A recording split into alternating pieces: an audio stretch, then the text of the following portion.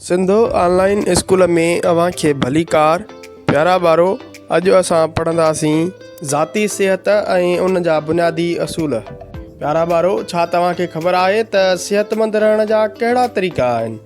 असां कहिड़नि तरीक़नि सां पंहिंजो पाण खे सिहतमंद रखी सघूं था ऐं केतिरनि बीमारियुनि खां असां पंहिंजो पाण खे बचाए सघूं था।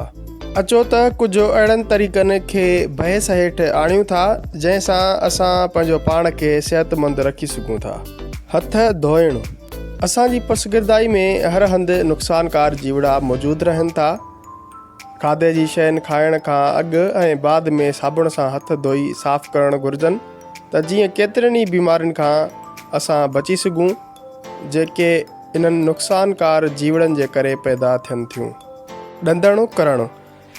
राति जो सुम्हण खां अॻु ऐं सुबुह जो उथी कुझु खाइण खां अॻु ॾंदनि खे बुर्श करणु घुरिजे। ईअं करण सां असां ॾंदनि जे सूर ऐं ॾंदनि जी ॿियनि बीमारियुनि खां बची सघूं था। वंहिंजणु। पंहिंजे बदन खे साफ़ु सुथिरो रखण लाइ असांखे रोज़ानो वंहिंजणु घुरिजे। नंहुं कतरणु। पाण खे जीवड़नि खां बचाइण लाइ असांखे पंहिंजा नंहुं कतरणु घुरिजनि त जीअं असां मुख़्तलिफ़ जीवड़नि खां महफ़ूज़ रही सघूं।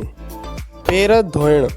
मुख़्तलिफ़ जीवड़नि खां बचाव लाइ असांखे पंहिंजा पेर धोई साफ़ु करणु घुरिजनि। वारनि खे फणी ॾियणु। असांखे सिहतमंद रहण जे लाइ पंहिंजनि वारनि खे रोज़ानो फणी ॾियणु घुरिजे। धोतल ऐं साफ़ु कपिड़ा पाइणु। असांखे स्कूल तोड़े घर में साफ़ु ऐं धोतल कपिड़ा पाइणु घुरिजनि त जीअं असां सिहतमंद रही सघूं।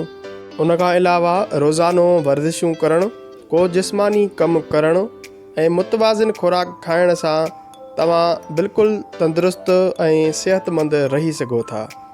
रोज़ानो 60 मिंट यानी 1 कलाकु या उन खां वधीक को जिस्मानी कमु करणु घुरिजे। अहिड़ियूं सरगर्मियूं करे असां पंहिंजो पाण खे सिहतमंद रखी सघूं था ऐं केतिरनि बीमारियुनि खां पंहिंजो पाण खे बचाए सघूं था।